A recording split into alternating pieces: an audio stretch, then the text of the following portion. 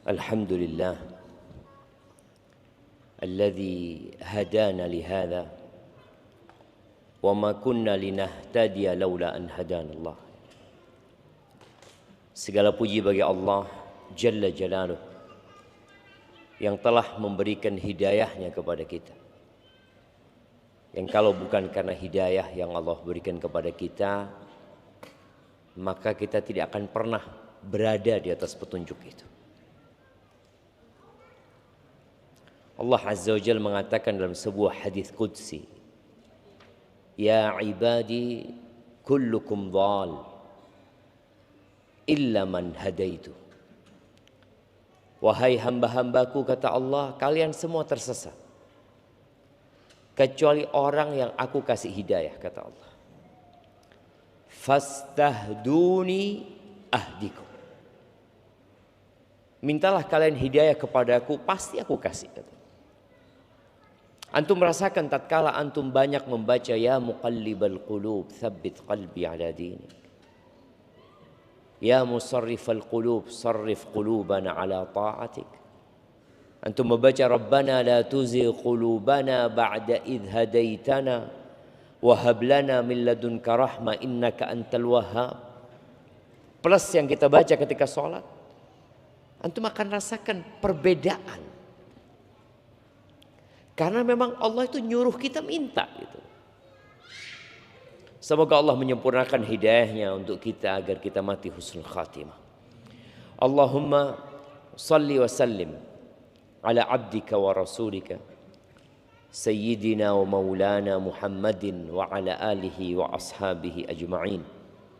Ya Allah, semoga salawat dan salam, berkah dan nikmat senantiasa Engkau curahkan untuk hamba kekasih-Mu, untuk baginda Nabi kita Muhammad alaihi salatu wassalam, untuk keluarga beliau, untuk istri-istri beliau, untuk putra-putri beliau, dan untuk seluruh sahabat Nabi. Semoga Allah meridhai kita bersama mereka. Amma ba'd, saudara-saudara kita di Sumatera, mereka sedang berduka. Tapi tidak semua. Allah tidak menjadikan semua Sumatera tenggelam. Allah tidak menjadikan semua Aceh itu terkena bencana. Di Sumbar pun sama. Tapi yang jelas daerah-daerah yang terkena bencana, mereka membutuhkan bantuan kita. Apa yang bisa kita lakukan? Paling tidak doa. Engkau bisa berangkat ke sana, berangkat. Engkau tidak mampu berangkat, kirimkan sesuatu buat mereka. Yang jelas dalam bencana itu ada hikmah Allah Azza wa Jalla. Maukah kita mengambil hikmah? Maukah kita sadar bahwa musibah yang datang itu karena dua. Yang satu karena Allah ingin mengangkat derajat. Yang kedua karena Allah ingin menghapuskan dosa. Kalau antum orang soleh, semoga musibah yang menimpa untuk mengangkat derajat. Tapi kalau kita banyak dosa, maka musibah itu datang sebagai tanda cinta Allah kepada hambanya. Dan itulah cinta yang sebenarnya. Idza ahabballahu 'abdan ibtala. Apabila Allah cinta kepada hambanya, Allah kasih bala. Subhanallah. Sebagian orang berpikir cinta itu adalah dengan memberikan semua yang diminta. Betapa banyak anak-anak yang katanya dicintai sama orang tuanya, tapi ternyata anak itu tumbuh besar menjadi orang yang tidak bisa berdiri di atas kedua kakinya sendiri. Nggak mandiri. Gara-gara cinta kedua orang tuanya, itu cinta yang salah. Dimanja. Semua yang diminta dikasih. Mau buka permen dibukakan. Mau buka minuman dibukakan. Katanya karena cinta. Ternyata anak itu tumbuh besar tidak bisa membuka permen. Kenapa? Karena cinta palsu orang tuanya. Berapa banyak anak-anak yang gara-gara cinta palsu orang tuanya, akhirnya dia tumbuh besar gak jadi apa-apa. Ada seorang kawan yang cerita, dia punya ipar. Adik iparnya itu sangat dimanja sama orang tuanya. Karena dia anak bontot. Biasanya anak terakhir itu dimanja ya. Karena bapaknya udah gak punya anak lagi, bas itu anaknya. Akhirnya nih anak yang paling tidak bisa hidup. Dia terus bergantung sama orang tuanya. Karena orang tuanya sudah pensiun dan tidak mampu lagi untuk membantu itu anak, maka dia membebankan kepada anak-anak yang lain untuk melanjutkan cinta palsu orang tuanya kepada itu anak. Pernikahannya bubar, pekerjaannya tidak ada yang bisa dilanjutkan. Maka ingat, di antara tanda cinta Allah kepada hambanya, Allah kasih bala. Jadi Allah cinta kepada Indonesia dengan diturunkannya bala, na'am, agar orang-orang kembali kepada Allah Azza wa Jalla. Nabi alaihi salatu wassalam mengatakan sebuah pernyataan dan jawaban atas pertanyaan yang sering digulirkan. Kenapa sih? Tuh fulan sholat enggak, maksiat jalan, tapi rizkinya lancar. Akhirnya antum jadi malas sholat ya. Ana soft pertama utang enggak lunas-lunas. Padahal azan langsung ke masjid. Nabi alaihi salatu wasallam mengatakan, idza ra'aitallaha yu'til 'abda ala ma'asihi ma yuhib fa'lam annahu istidraj. Apabila engkau melihat Allah memberikan nikmat kepada seorang hamba, padahal dia terus berbuat maksiat, apa yang dia inginkan didapatin oleh orang itu. Cita-citanya tercapai, mimpinya menjadi kenyataan, padahal dia ahli maksiat. Apa kata Nabi alaihi salatu wasallam? Fa'lam annahu istidraj.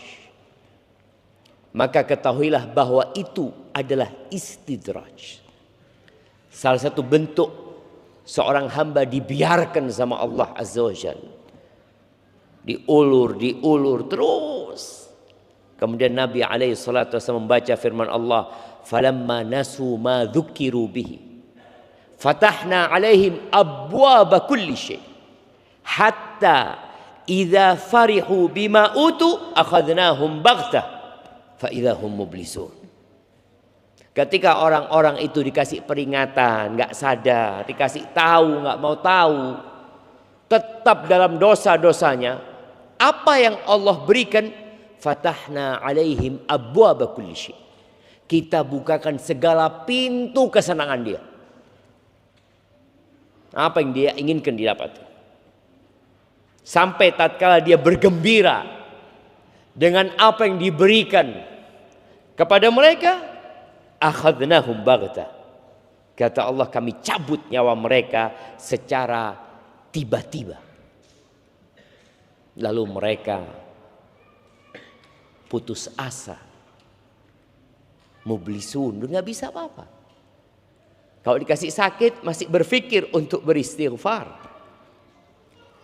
Ketika mobilnya hilang dia masih dapat berpikir, ya Allah banyak dosaku ya Allah. Dia bisa minta lagi sama Allah Azza wa Jalla. Tapi kalau dianya yang mati, dianya yang pergi, maka selesai. Dan Allah Azza wa Jalla mengatakan fala tu'jibka amwaluhum wala auladuhum. Kalian jangan takjub ya dengan harta mereka, dengan pencapaian-pencapaian mereka, dengan anak-anak mereka. Innama yuridullahu liyu'adzibahum biha fil hayatid dunya. Allah ingin mengadab mereka dengan harta dan anak-anak dalam kehidupan dunia. Bisa dibayangin ya, harta jadi adab. Nah, cuma nggak sadar orang itu ketika sedang diadab. Berapa banyak orang-orang yang tidak dapat menikmati hartanya, tapi dia terbebani dengan menimbun harta. Capek dia. Kerja, mikir lagi. Terus. Menikmati tidak. Wa tazhaqu anfusuhum wa hum kafirun. Tahu-tahu mereka mati dalam kondisi kafir, belum bertobat kepada Allah Azza wa Jalla.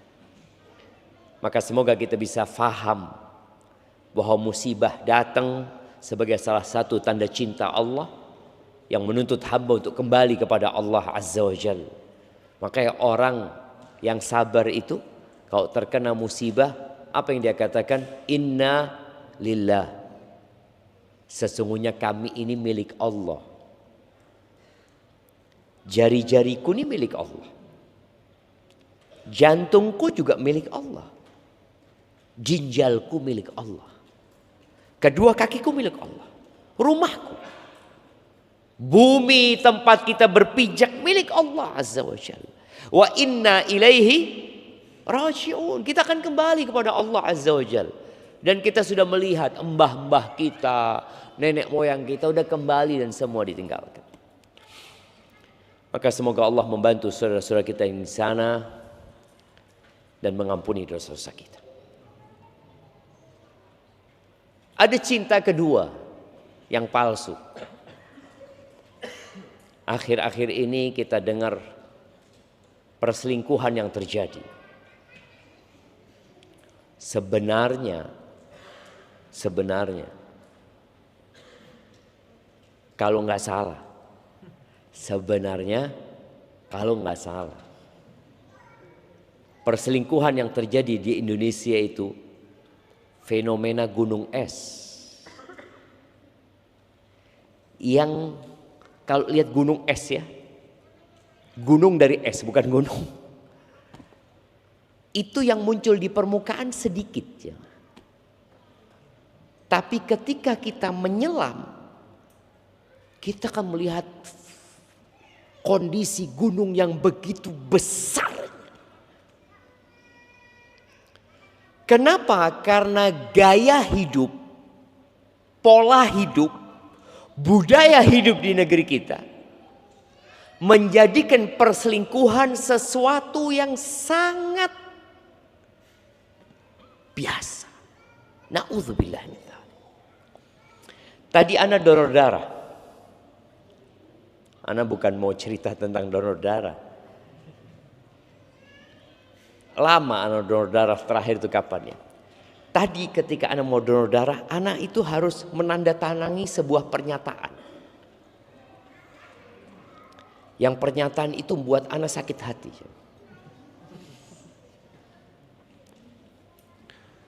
Apakah dalam beberapa hari ini atau ada sepekan ya 10 hari itu Anda pernah berhubungan dengan PSK? Wallah syarah. Itu ditulis di sana. Ana sampai ngomong sama, kok seperti ini tadi? Ya memang aturannya seperti itu. Lanjut ini jemaah. Apakah Anda pernah berhubungan seksual yang membayar? Loh, kok ngawur gitu? Tambah ngawur nih jemaah. Ada itu berapa minggu, berapa bulan. Kemudian apakah Anda pernah berhubungan kalau laki-laki sesama laki-laki? Na'udzubillah gitu jemaah. Apakah Anda pernah berhubungan dengan seseorang, berhubungan seksual ya, dengan seseorang yang baru pulang dari Afrika? Na'udzubillah.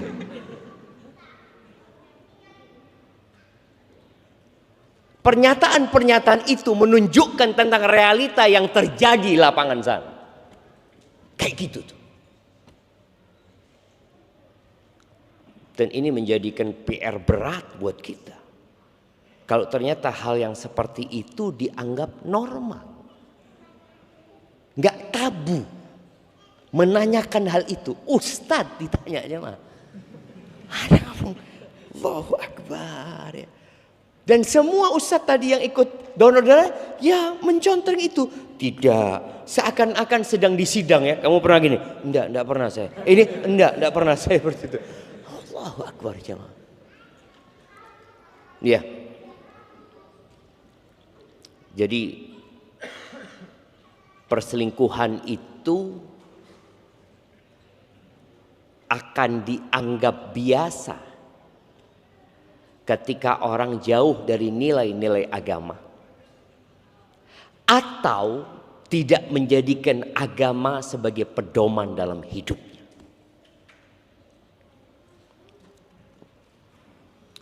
Anak ingat pada waktu Pak Patrialis Akbar cerita saat beliau di MK.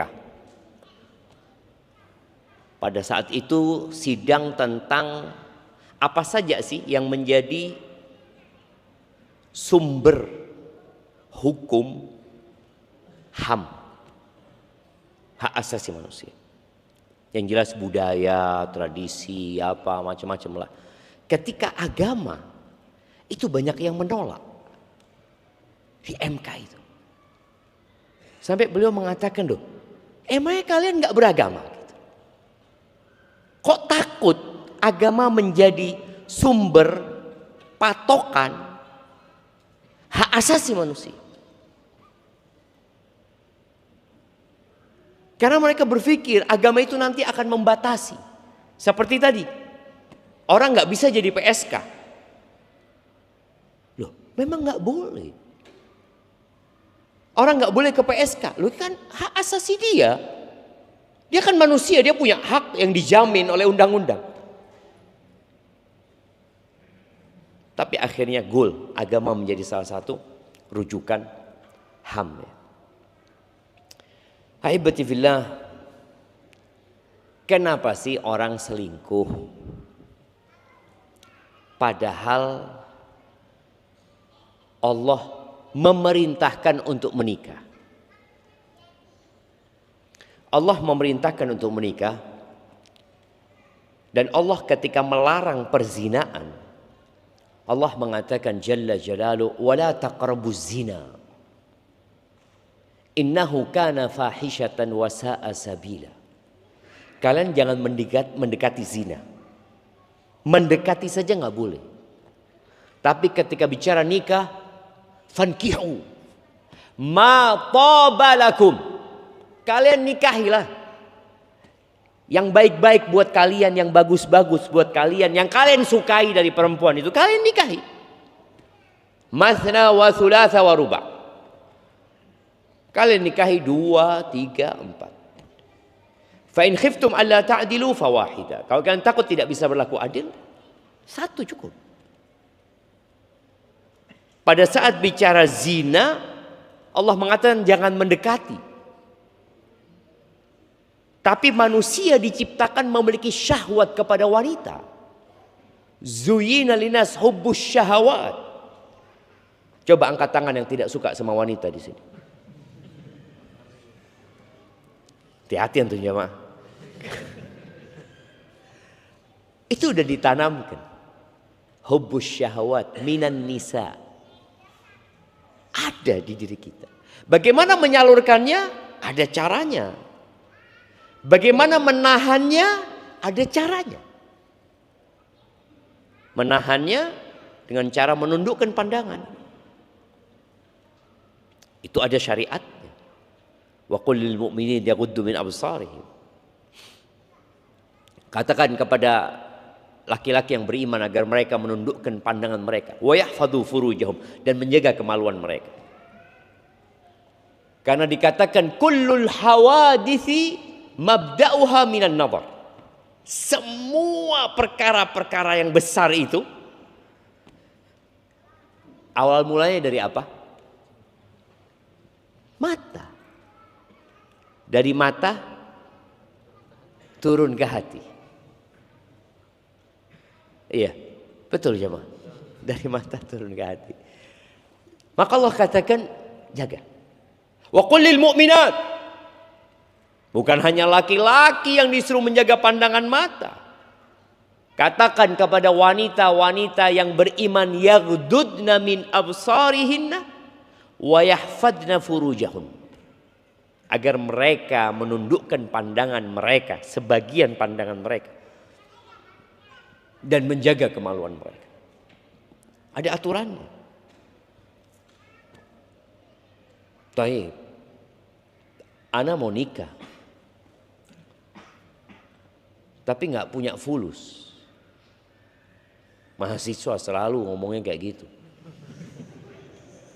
Kontrakan masih dibayarin orang tua, uang saku orang tua, ya cari mahasiswi yang orang tua juga biayain. Yang nggak mampu, fa'alaihi bisawm, suruh puasa. Jadi tetap Allah memberikan solusi. Nggak ada cerita yang nggak ada solusi. Allah berikan solusi. Dan ketika orang sudah jatuh cinta, Anda mau tanya, ada hadiahnya. Boleh nggak jatuh cinta jemaah? Kasih, ada mic-nya? Anda berdiri antum, Nah, boleh jatuh cinta. Antum pernah jatuh cinta? Udah lupa antum lah. Udah dewasa nggak pernah jatuh cinta?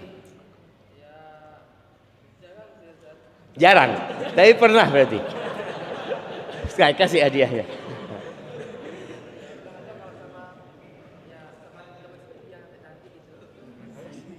Jadi jatuh cintanya sama yang cantik.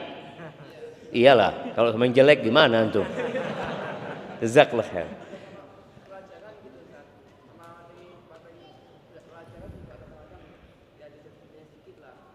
Sedikit tapi. Alhamdulillah. Barakallahu fikum, jazakallah khair. Tapi nanti kita lanjutkan lagi. Jadi jatuh cinta itu ada yang boleh, ada nggak boleh jangan. Jatuh cinta itu boleh kalau memang antum tidak melakukan apa-apa. Dan tidak melangkah ke sana. Dia lewat Ustaz. Lewat dia gitu kan. Ya Allah, ayuni, astagfirullah. Seperti itu. Mulai kebayang seperti itu. Tapi kalau dia jatuh cintanya dia cari, nggak boleh. Dia curi-curi pandang.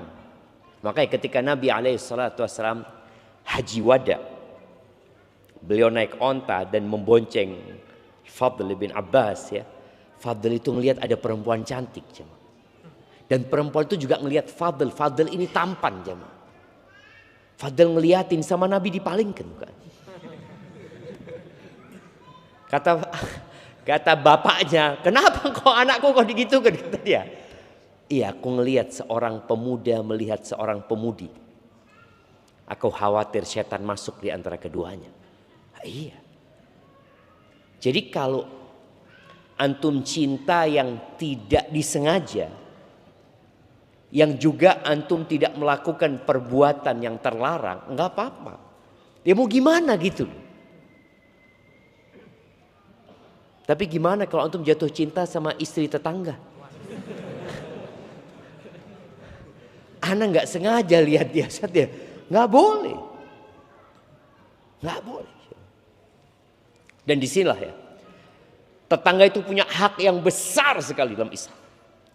Sampai Nabi SAW mengatakan kepada para sahabatnya, bagaimana menurut kalian berzina dengan istri tetangga? Ya haram berzina. Bagaimana menurut kalian tentang hukum berzina? Haram kata para sahabat. Iya. Dan berzina dengan 10 orang itu lebih ringan daripada berzina dengan istri tetangga. Dan biasanya perselingkuhan terjadi di situ, di yang dekat-dekat. Maka diperintahkan kita untuk menundukkan pandangan kita. Dan ketika sudah jatuh cinta dan cintanya boleh dan halal, obatnya apa? Ya nikah. Obatnya nikah. Nabi SAW mengatakan dalam hadis yang diriwayatkan Ibnu Majah, lam yura lil mutahabbaini mithlu nikah. Enggak pernah dilihat ya, buat orang yang sedang mencintai, obatnya lebih baik daripada nikah. Enggak ada. Obatnya bukan puasa. Obatnya nikah. Tapi kalau ditolak Ustaz, gimana? Langsung pindahkan cintamu kepada yang lainnya. Mati satu tumbuh 1000 siapa? Dan puncak dari cinta itu ketika cinta karena Allah. Dan itu mahal. Nabi SAW mengatakan, "Awthaqu ural iman al-hubbu fillah wal bughdu fillah." Tali keimanan yang paling kokoh itu cinta karena Allah dan benci karena Allah. Mungkinkah suami istri cintanya karena Allah? Mungkin. Tapi ada yang cintanya karena syahwat. Ketika istrinya sudah tua renta, hilang cinta dia. Umpamanya. Padahal istrinya adalah wanita yang taat kepada Allah Azza wa Jalla. Yang rajin berpuasa. Wanita yang menghormati suaminya. Taib ahibati fillah.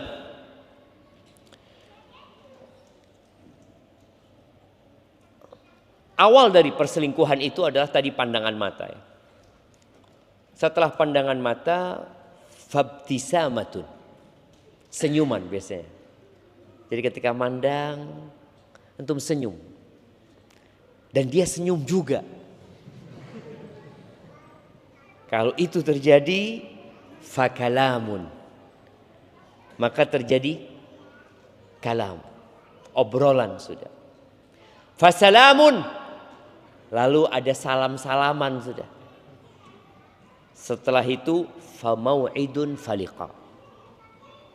Ada janji dan ada pertemuan. Kalau kita lihat perempuan-perempuan yang digodain oleh laki-laki hidung belang di Facebook ya biasanya. Nah, di mana biasanya? Oh nggak tahu tuh. Itu terakhirnya kan pertemuan.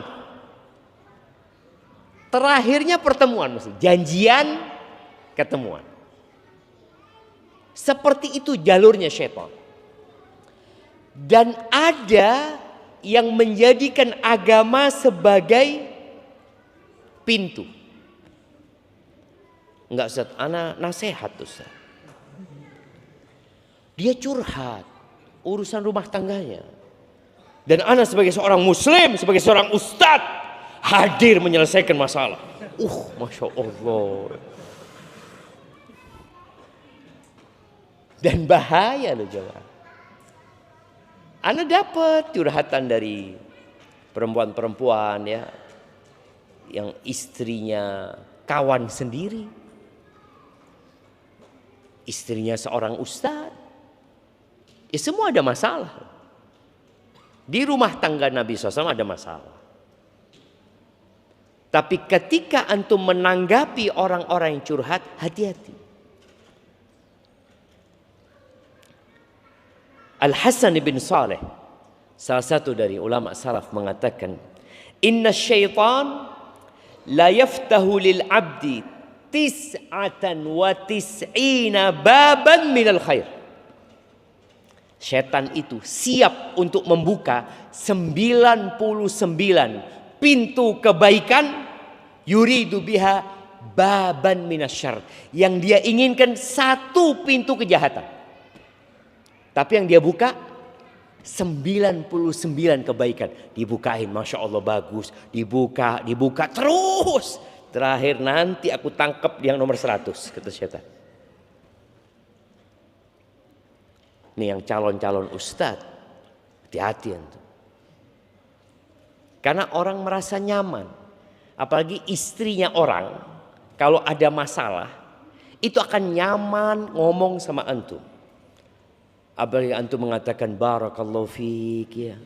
Masalahnya apa? Allahu Akbar, ya Allah. Anak kok adem ya kalau ngomong sama ustaz tuh. Sahih jemaah. Hati-hati.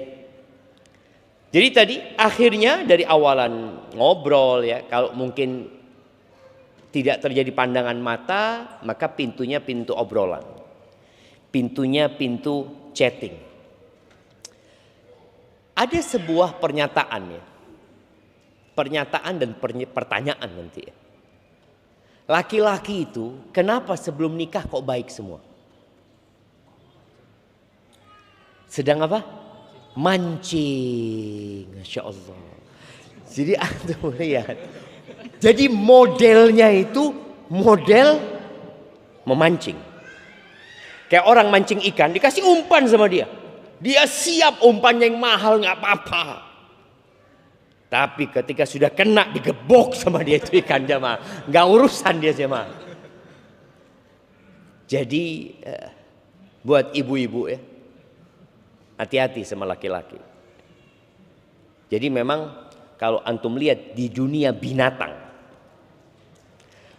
Dunia binatang itu selalu yang laki-laki lebih indah daripada yang perempuan. Selalu yang jantan itu lebih indah daripada yang betina. Selalu. Ayam. Antum lihat. Ayam jago ya. Masya Allah gagah dia ya. Kalau ayam betina biasa aja gitu loh. Tapi ayam jago ini menawarkan diri dia gitu. Burung, merak. Anda dulu berpikir, merak yang ekornya indah itu betina. Kita lihat, ya Allah, ayu nih. Kita ngomong itu ayu nih. Padahal enggak, ganteng dia. Dengan ekornya, kalau yang betina biasa aja. Ikon Indonesia. Burung. Bukan Garuda. Cendrawasih ya, yang ada di duit, cendrawasih. Anda melihat di Papua itu cendrawasih yang laki jemaah. Ya Allah, ganteng-ganteng. Kalau yang perempuan biasa. Kenapa? Karena memang untuk memancing gitu loh. Makanya antum kan ganteng-ganteng kayak gini kan. Tapi antum gak punya kegantengannya singa. Singa jantan itu jalan aja sudah gagah gitu. Tapi kalau antum jalan biasa aja gitu. Makanya kalau manusia harus naik Lamborghini baru ganteng. Walaupun kulitnya putih gelap ya, tapi naik Lamborghini itu jadi ganteng jemaah. Allahu Akbar. Ganteng orang ini. Jadi ada tunggangannya. Kalau manusia itu ada itunya. Dan ada cara ngomongnya. Karena dia ingin diterima. Biasanya ya lebih lembut. Ngomongnya enak. Walaupun dia pemarah. Tapi kalau ngomong sama perempuan yang bukan istrinya. Nanti beda. Kalau sudah jadi istri beda ya. Kalau masih belum jadi istri. Ya Allah lembutnya. Sabar ya. Lebih perhatian sama nih perempuan. Minta coklat dibelikan coklat ya. Minta apa ditransferin fulus apa aja diminta. Pandai menahan emosi. Walaupun dia sakit hati tapi dia tahan emosi. Kenapa? Karena dia sedang berjuang. Untuk menaklukkan. Lebih romantis dan mau berkorban. Kalau yang dia dapatkan sudah, yang dia inginkan sudah dia dapatkan, dia akan berubah. Kenapa? Ya bukan berubah sebenarnya. Kembali ke model aslinya. Jadi bukan berubah. Dia pada waktu itu memang settingannya sedang mancing tadi. Jadi ketika sudah menikah kembali kepada model asli.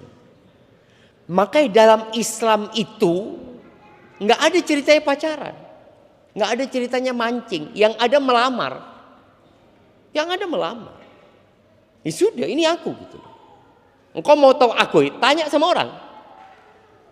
Kalau engkau tanya sama aku, ya insya Allah aku baik semuanya. Ada sedikit yang baik sekali gitu. Artinya nggak tanya sama orangnya, kamu gimana? Kan kadang-kala ada istilah apa? PDKT ya. PDKT untuk tahu, anak kepingin kenal dia gitu loh. Nggak ada. Kalau engkau tanya sama orangnya, nggak akan pernah kenal sama dia. Karena ketika engkau tanya, dia sedang di mode pesawat itu, bukan mode pesawat, modenya sedang mancing itu, enggak. Momennya tanya si perempuan, Mas, kamu kalau aku marah, kamu ikut marah enggak? Ya enggak mungkin lah. Ini awal gitu. Mas, kalau aku butuh duit dan kau tidak punya duit, engkau siap jual handphonemu. Kok handphone? Mobil, rumah aku jual buat engkau. Itu model mancing tadi ya, umpannya keluarkan semuanya. Jadi dia bukan berubah, tapi dia kembali ke model awal, model aslinya. Maka dikatakan di barat sana, dan anak katakan di barat, tapi sudah mungkin pengaruhnya sudah ada di negeri kita. Mereka punya sebuah istilah, Lailatul Zifaf, Lailatul Dafnil Hub. Yang kita bicarakan nih, Fata Morgana cinta. Malam pernikahan itu malam penguburan cinta. Karena kembali ke model cinta nggak ada, udah selesai. Engkau sudah jadi milikku. Kalau dulu kenapa aku baik sama kamu? Ya tadi, aku sedang berburu. Maka hati-hati dengan wanita. Kalau ingin tahu laki-laki, cari tahu. Dari mana? Ya dari sohibnya, ya. Dengan siapa dia bergaul, bagaimana dia ngobrol sama perempuan, dia menundukkan pandangannya atau tidak, bagaimana kehidupan dia di masyarakat, supaya kita tahu. Ketika suamimu, ini laki-laki royal sama engkau, boleh jadi ketika sudah menikah dia bakhil. Dari mana kau harus cari tahu? Ya dari kawan-kawannya. Tapi kalau perempuan, sama perempuannya, kalau belum jadi istri, dia akan menampakkan perhatian yang lebih sama kamu. Apalagi kalau antum punya masalah sama istri antum. Antum akan merasakan perempuan ini memberikan perhatian sama anak, menghormati, menjaga tutur katanya, nggak pernah nuntut. Ya, mau nuntut apa? Dia bukan istri antum, dia orang lain. Nggak pernah marah-marah, nggak pernah marah-marah. Kok dia marah-marah ya salah. Tapi kalau seorang istri marah-marah, wajar jemaah? Ya nggak wajar juga lah. Nggak boleh juga istri marah-marah sama suaminya. Tapi kalau itu terjadi, Nabi SAW menerima kondisi tersebut. Dan ketika dua orang ini yang belum menjadi suami istri, mereka sudah berjumpa. Lalu mereka chattingan secara intens, telepon di malam hari, saling curhat. Apalagi kalau janda ya. Janda ketemu suaminya orang. Kira-kira bagaimana? Ya kalau janda yang bertakwa kepada Allah, dia akan jaga diri. Tapi kalau enggak, ya dia nggak akan jaga diri. Hubungan antara laki-laki dan wanita di dalam Islam itu diatur oleh undang-undang yang ditetapkan oleh Allah Azza wa Jalla. Tadi kau bicara memandang, tundukkan pandangan, cara berbicara perempuan berbicara dengan laki-laki yang bukan mahramnya. Apa kata Allah? Fala takhda'na bil qaul. Jangan kau lembut-lembutkan omonganmu. Karena itu membuat laki-laki yang ada penyakitnya, jemaah, di hatinya, itu akan tergoda. Dan dia akan merasakan, ya Allah, ana itu kalau chatting sama fulan enak banget sama fulana ya. Ya Allah. Dia tanya gimana kabarnya, udah makan antum? Aduh. Ana sama istri nggak pernah ditanya udah makan. Yang ditanya bawa makanan apa? Loh iyalah. Kalau dia tanya udah makan belum, Masya Allah. Aku kirimin ya. Allahu Akbar. Kayaknya ini calon istri ana.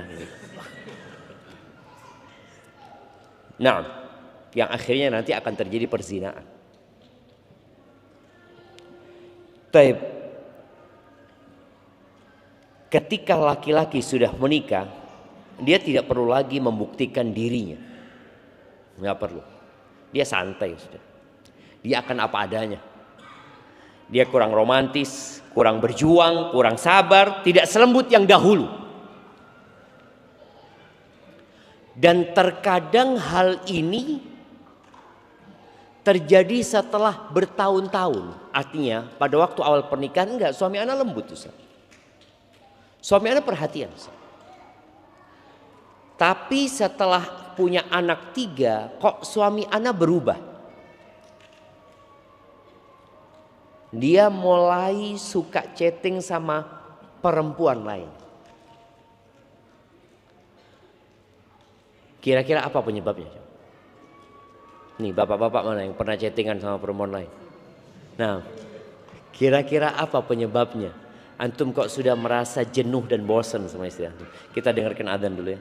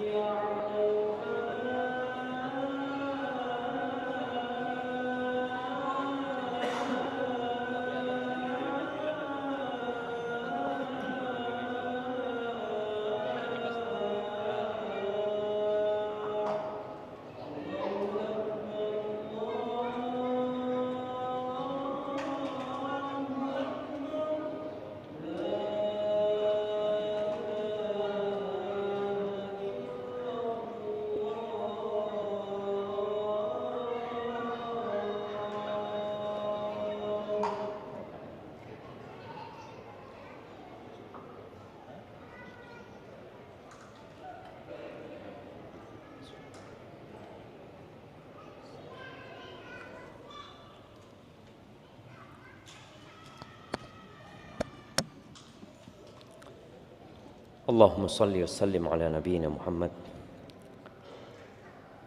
Nah, jemaah, ana ingat sesuatu ya. Ada permohonan dari warga yang menjadi lewatan jalan antum. Usahakan kalau jalan di malam hari itu enggak ngebut ya. Karena memang jalannya kecil dan banyak anak-anak yang menyeberang. Biasanya yang naik motor mungkin agak kencang-kencang, mohon nanti kalau pulang berusaha untuk menjaga kenyamanan buat kita semua. Jazakallah khair. Taib, jadi tadi laki-laki berubah setelah beberapa lama menikah. Kadangkala muncul kejenuhan. Apa penyebabnya? Penyebabnya ada dua. Penyebab dari diri dia dan penyebab dari istrinya. Kita harus fair menanggapi hal ini. Yang pertama dari diri dia, boleh jadi dia tidak menundukkan pandangannya di luar sana. Boleh jadi dia berhubungan dengan perempuan-perempuan tadi yang dia merasa nyaman dan dihargai di sana. Di saat istrinya, ini faktor istri lupa dengan tugas-tugasnya. Karena kalau istri merasa, loh suami anak berubah katanya. Sekarang banyak tuntutan. Minta ini, minta itu. Padahal sebenarnya itu tugasnya istri. Dahulu suami tidak terlalu mempermasalahkan. Tapi dengan berjalannya waktu, mungkin sang suami merasa, loh itu seharusnya tugasmu gitu loh. Bicara menghargai suami, menghormati suami, memuliakan suami, itu menjadi tugas seorang istri. Dan yang menjaga keharmonisan dalam rumah tangga itu, tatkala dua orang ini menjalankan tugasnya masing-masing. Maka tadi sang istri tolong dengan berjalannya waktu, dengan banyaknya anak, berikan pelayanan yang lebih kepada suamimu dan kepada anak-anakmu. Karena ada istri yang sibuk sama suaminya, anaknya nggak diurusin. Itu juga membuat suami jadi nggak suka sama istri. Kemudian ketika ngelihat janda, anaknya 3 semuanya Masya Allah. Anaknya baik-baik semua Ustaz, Masya Allah Ustaz. Padahal nggak ada bapaknya. Kayaknya nih cocok jadi istri anak. Dia melihat itu. Padahal dia nggak tahu bagaimana sebenarnya yang terjadi di rumah tuh janda. Tapi dia tahu dengan rumah tangga dia. Maka tadi 2 faktor, si laki-lakinya, si suaminya tidak pandai menundukkan pandangan. Dia berinteraksi dengan wanita tidak mengikuti aturan yang Allah tetapkan. Gak boleh berduaan, dia berduaan. Jalan bareng-bareng, makan bareng-bareng. Dengan alasan kerja. Dan itu yang menjadi bungkus selama ini. Kerja. Akhirnya na'udzubillah nanti terjadi perzinaan. Maka sang istri tolong, ya mungkin engkau kembali ke sifat, ke mod awal tadi ya. Sudah, aku kan sudah jadi istrinya. Tapi engkau punya kewajiban. Di antara yang perlu dijaga oleh para wanita. Ketika Nabi SAW ditanya, man khairun nisa, tentang wanita yang terbaik, subhanallah. Beliau menyebutkan dalam riwayat ini ya, ada riwayat lain. Allati idza nadharta ilaiha sarratka, yang kalau dipandang nyenengno ati. Itu tolong dijaga. Karena banyak perempuan di luar menyenangkan hati suamimu. Sedangkan pulang ke rumah ketemu istri, kok kayak gini bojoku ya.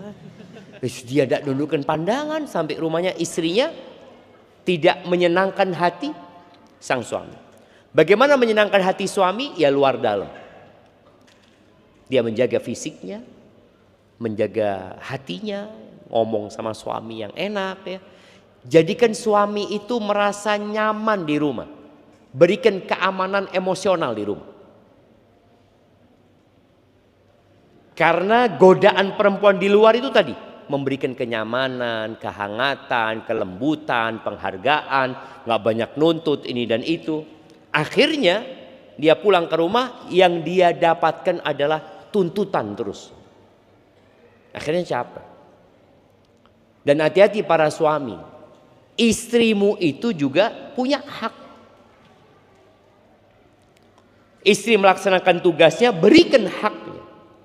Nabi SAW mengatakan khairukum khairukum li ahli. Orang yang paling baik di antara kalian adalah yang paling baik sama istrinya. Maka berikan hak-hak istrimu dan lakukan ihsan. Jadi kalau bicara hak, kalau antum naik ojek bayarnya 10.000, lalu antum kasih 15.000, yang 5.000 itu namanya apa? Ihsan. Iya, berbuat baik gitu lah. Seharusnya anak bayar 10.000 cukup. Tapi anak ingin berbuat baik. Maka lakukan itu kepada istri. Berbuat baiklah sama dia. Jadi kemudian akan ketemu jamaah. Dan rumah tangga insya Allah akan harmonis. Dan godaan-godaan dari luar itu bisa dihindari. Karena boleh jadi istri ketika capek di rumah, dia tidak mendapatkan perhatian dari suaminya. Tidak mendapatkan haknya lah. Bahkan KDRT, tahu-tahu ada yang WA dia. Mantan pacarnya kayak, atau kawan SMA dulu. Yang awalnya cuma ngobrol-ngobrol biasa. Lama-kelamaan dia nyaman dengan laki-laki. Atau perempuan itu curhat sama ustadz. Ustadz lagi jemaah. Ya Allah, baik banget ustadz itu ya, kata dia. Ketika dia ngelihat suaminya, na'udzubillah, kok dapat suami kayak gini gitu. Akhirnya sang ustadz menawarkan jalan keluar, solusi. Boleh, engkau gugat cerai boleh kau dapat suami kayak gitu. Dan banyak laki-laki yang menunggumu. Wah, nggak boleh lu jemaah, hati-hati. Perempuan yang dalam masa iddah, kita akan bahas pekan depan itu, nggak boleh antum ngelamar. Apalagi suami istrinya orang. Istrinya orang. Antum mengatakan bismillah. Anti cerai, WA. Na'udzubillah. Nggak boleh. Maka dilaknat orang yang merusak rumah tangga orang lain. Jadi usahakan ketika ada orang curhat, antum tahu ini istrinya orang, antunna tahu ini suaminya orang, tolong jaga rumah tangga. Jangan sampai termasuk yang dilaknat gara-gara membuat rumah tangga itu rusak. Barakallahu fiik, itu mungkin yang dapat ana sampaikan. Dan ingat, bicara fata morgana cinta, cinta yang sebenarnya itu yang berlandaskan ketakwaan kepada Allah Azza wa Jalla. Yang lainnya bohong. Barakallahu fiik.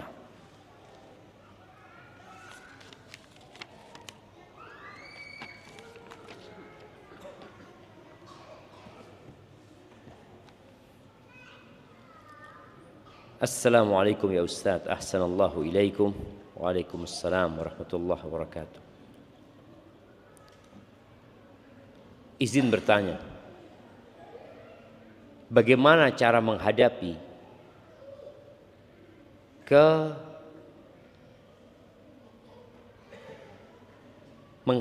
kelemahan syahwat? Iya, kelemahan syahwat. Selain dengan berpuasa dan menikah. Karena untuk menikah saat ini belum memungkinkan. Karena kedua orang tua anak belum mengizinkan anak menikah sebelum menyelesaikan S1 atau memiliki pekerjaan tetap. Dan umur anak udah hampir 30 tahun. Syukran wa jazakumullahu khairan. Barakallahu fikum. Iya. Di antara cara menundukkan syahwat itu dengan menundukkan pandangan. Jadi ketika kita menundukkan pandangan, kita akan bisa menjaga kemaluan. Kalau antum puasa, antum menikah, puasa nikah tapi tidak menundukkan pandangan, ya sama aja. Syahwat itu akan tadi ada pemikiran ya, rumput tetangga lebih hijau dari rumput sendiri. Maka tundukkan pandangan. Makan dijaga. Kalaupun antum nggak puasa, jangan makan yang membuat syahwat itu jadi membara. Karena memang ada makanan-makanan yang membuat orang akhirnya bersyahwat. Tapi kalau antum makannya tempe, tidak tahu ya, tempe tahu ini membuat syahwat enggak kayaknya jamaah. Tapi antum tiap malam STMJ. Buat apa STMJ antum gitu kan? Maka jaga makan. Yang ketiga, lakukan aktivitas, salah satunya olahraga. Jadi ada olahraga yang membuat syahwat itu jadi hilang, tersalurkan. Antum tidur dalam kondisi capek, lelah, bangun seger. Tapi kalau antum makan enak, olahraga tidak, pandangan mata yang nggak dijaga, ngobrolnya tentang harim, sudah. Kemudian ketika dikatakan antum sudah umur 30 tahun,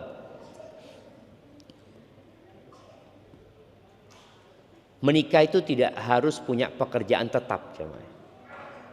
Harus kita fahami bersama. Menikah itu tidak harus punya pekerjaan tetap, tapi harus tetap bekerja. Mau tidak mau, antum punya kewajiban memberikan nafkah.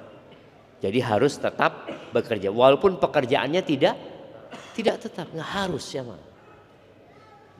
Sahabat yang menikah dengan cincin besi, tapi nggak punya juga, akhirnya menikah dengan hafalan Qur'annya, itu nggak punya pekerjaan tetap, tapi dia tetap bekerja. Artinya dengan adanya istri, dia akan berusaha untuk memberikan nafkah kepada istri. Jadi waktu itu mungkin bisa komunikasi sama orang tua, kalau memang mau menikah, sampaikan anak akan bekerja walaupun pekerjaan tidak tetap. Ya, tapi yang jelas anak akan tetap bekerja gitu. Semoga Allah kasih kemudahannya. Apakah pertunangan itu ada dalam Islam? Iya, tunangan itu apa sih artinya tunangan, jemaah? Apa artinya tunangan? Mengikat hubungan tanpa pernikahan. Biasanya kesepakatan. Insya Allah anakmu buat anakku. Aisyah radhiyallahu anha itu sebenarnya sudah tunangan sama orang. Aisyah itu. Artinya tunangan itu boleh jadi dari pihak orang tua ya. Orang tua mengatakan insya Allah ya putrimu buat putra anak. Siap, bismillah. Itu disebut tunangan? Enggak. Atau bukan jemaah? Apa namanya itu? Itu mungkin kesepakatan. Tapi kalau tunangan itu biasanya sudah melamar, iya. Kemudian diikat. Sebelum lamaran. Sebelum lamaran. Gimana sebelum lamaran? Sudah diterima berarti. Tunangan itu posisinya dia sudah diterima kan? Iya kan? Seharusnya lamaran itu sekedar formalitas akhirnya. Karena sudah ketika pertunangan itu sudah diterima, iya engkau sudah mau menikah gitu loh. Cuma proses lamaran itu hanya formalitas, sepertinya seperti itu. Jadi kalau kesepakatan tadi diterima ya, kemudian pernikahannya nanti tahun depan umpamanya, ya nggak ada masalah selama menjaga. Karena dua orang ini belum boleh duduk berduaan, belum boleh berjabatan tangan, ya orang lain gitu. Tapi ada kesepakatan untuk nikah tahun depan. Kalau yang dilakukan di Arab sekarang ini, di Saudi ya, Anda lihat tunangannya itu nikah. Nikah tapi kumpulnya setelah walimah. Artinya boleh satu kamar itu setelah walimah. Dan ini mungkin bisa dilakukan oleh para mahasiswa. Datang ke orang tuanya, saya nikahkan sudah. Loh gimana? Walimahnya gampang lah. Nanti kalau sudah saya punya pekerjaan tetap baru walimah. Yang penting sudah jadi istri saya. itu nggak apa-apa.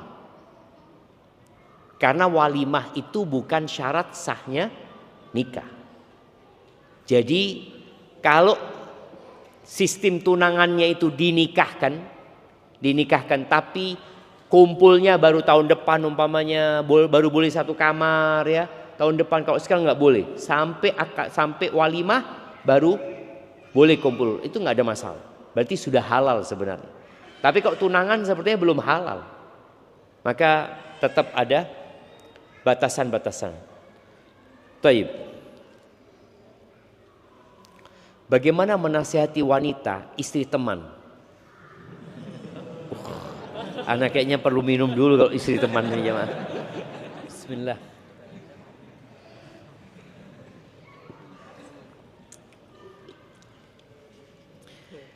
Afwan Ustaz, bagaimana menasihati wanita, istri teman yang ngomongnya mendayu-dayu? Apakah mendayu-dayu itu fitrah atau akibat didikan orang tuanya yang selalu dimanja? Istri antum berarti nggak mendayu-dayu. Ini istrinya teman mendayu-dayu. Iya, kalau bicara fitrah, wanita itu lembut seharusnya ngomongnya. Tapi ada aturannya. Ketika dia ngobrol, kenapa dia dikasih suara yang lembut? Supaya memang dia bisa menaklukkan suaminya. Jadi kalau ngomong sama suami, merayu ini itu, seneng suaminya itu. Tapi jangan suaminya orang. Makanya Allah mengatakan fala takhdha'na bil qaul, enggak boleh. Mendayu-dayukan omongan, melembut-lembutkan enggak boleh. Dan buat para wanita khususnya, kalau nawar barang, tolong jangan merayu dengan suara yang mendayu-dayu. Biasanya sama penjualnya, ayolah mas, enggak boleh. Ayo mas. Biasa aja gitu, ngomongnya jangan mendayu-dayu. Karena jangan sampai ngomong sama suaminya tegas, ngomong sama orang mendayu-dayu. Enggak. Jadi sampaikan kepada suami perempuan itu, sampaikan kepada istrimu untuk menjaga omongannya. Karena enggak semua orang itu baik. Ada orang-orang yang hatinya ada penyakit, lalu berprasangka buruk kepada istrimu. Padahal istrinya enggak sebenarnya. Tapi tadi boleh jadi karena kebiasaan, dimanja, akhirnya dia seperti itu. Tapi orang yang ada penyakit di hatinya langsung mikir yang ndak-ndak. Koyoke gelem wong iki. Nauzubillah. Itu bahaya. Maka tolong jaga. Tapi pertanyaan terakhir. Masya Allah, ini panjang banget ya, Mas.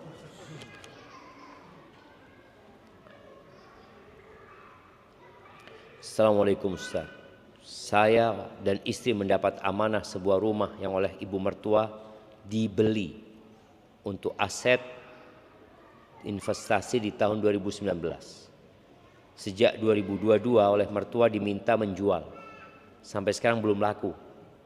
Setiap kali mertua telepon selalu menanyakan rumah, hingga suatu hari mertua minta kepada istri saya untuk ambil tanah dari rumah itu untuk dibawa ke orang pintar, supaya dibantu doa biar laku rumahnya. Istri saya sudah menolak dan menasihati ibu karena caranya mengandung syirik. Mertua tetap memaksa hingga membuat istri saya tertekan. Apakah istri saya harus menuruti perintah ibu sebagaimana tanda bakti atau bagaimana?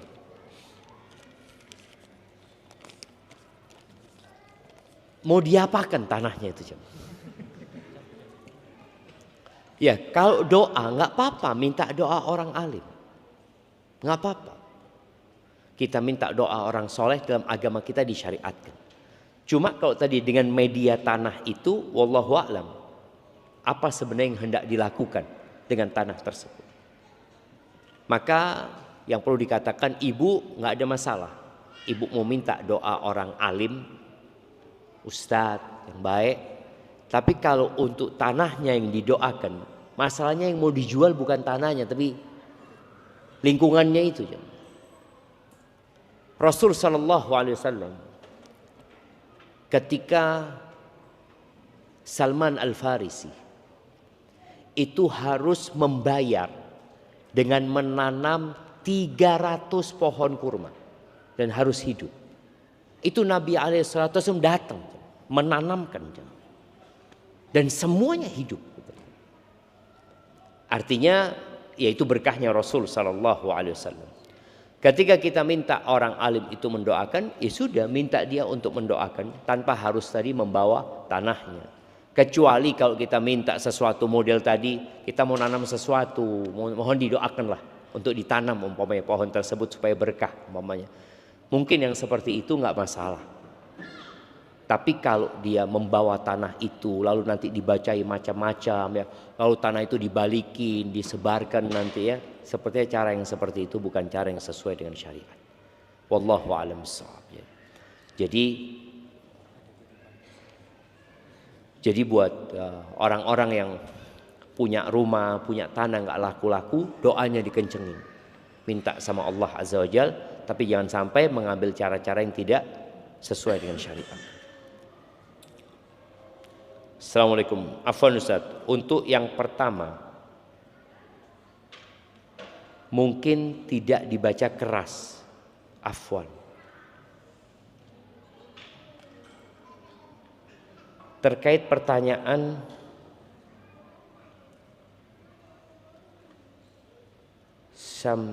calon pendonor darah yang tadi Ustaz ceritakan, mungkin bisa disampaikan ke jamaah agar tidak salah persepsi. Karena saya khawatir dengan respon banyak yang tersenyum tadi jadi salah tafsir. Karena itu semata-mata untuk memastikan darah yang diambil adalah darah orang yang sehat. Afwan. Sahih jamaah. Mereka itu ingin memastikan darah orang yang diambil ini sehat. Walaupun sebenarnya darah itu nanti akan dites lagi. Bukan darah yang diambil langsung diberikan kepada. Enggak. Dan tidak semua darah itu lolos. Cuma pertanyaan-pertanyaan yang tadi disebutkan itu menunjukkan seakan-akan hal itu lumrah terjadi di tempat ini. Jadi kalau ditanyakan seperti itu karena memang di tempat ini ya dikhawatirkan terjadi seperti itu. Banyak orang ke PSK ya, banyak orang tadi ya berhubungan dengan orang yang mungkin terkena AIDS ya. Ada pertanyaan seperti itu. Jadi sebenarnya pertanyaan itu tujuannya untuk memastikan darah orang itu sehat. Betul. Dan sebenarnya dari pertanyaan itu nggak cukup. Karena yang dilakukan oleh pihak PMI itu akan mengolah darah itu dan nanti ya dia lihat kalau ternyata ada hepatitisnya, ada ininya, ada AIDS-nya, ada apa ya ditolak gitu loh. Namun yang ingin Anda tekankan itu pertanyaan-pertanyaan itu benar-benar membuat orang itu bingung. Ketika ditanyakan kepada keumuman orang yang seakan-akan hal itu memang umum di masyarakat. Itu sih. Tapi yang jelas kalau bicara anak tanya sama pegawainya, ya memang seperti itu aturan dari atasnya. Pertanyaan itulah yang ditanyakan. Dan sekali lagi pertanyaan itu ya buat orang-orang yang jauh dari hal seperti itu agak risih ditanyain seperti itu. Tapi insya Allah jemaah kita berharap negeri kita jauh dari yang ada di pertanyaan-pertanyaan seperti itu. Dan semoga orang-orang yang seperti itu yang nggak perlu donor darah karena darahnya juga nggak akan lolos karena nggak akan lolos di pemeriksaan selanjutnya. Hadza wallahu a'lam bishawab. Yang benar dari Allah Azza wa Jal, yang salah dari diri anak pribadi, Allah dan Rasulullah terbebaskan dari kesalahan itu. Subhanakallahumma wa bihamdika asyhadu an la ilaha illa anta astaghfiruka wa atubu ilaik. Jazakumullah khairan kepada guru kita Ustaz Dr. Syafiq Riza Basalamah Hafidhullah Ta'ala yang telah menyampaikan materi pada malam hari ini. Dan sebelum kami tutup, izinkan kami untuk sedikit ya kembali membagikan door prize hadiah kepada jamaah sekalian. Kali ini bagi jamaah yang pertama kali hadir di Masjid Abdillah, silakan. Ada berapa orang? Ada 1, 2, 3, 4, 5, banyak ternyata ya. Kalau gitu diseleksi lagi. Yang pertama dan yang paling jauh jaraknya.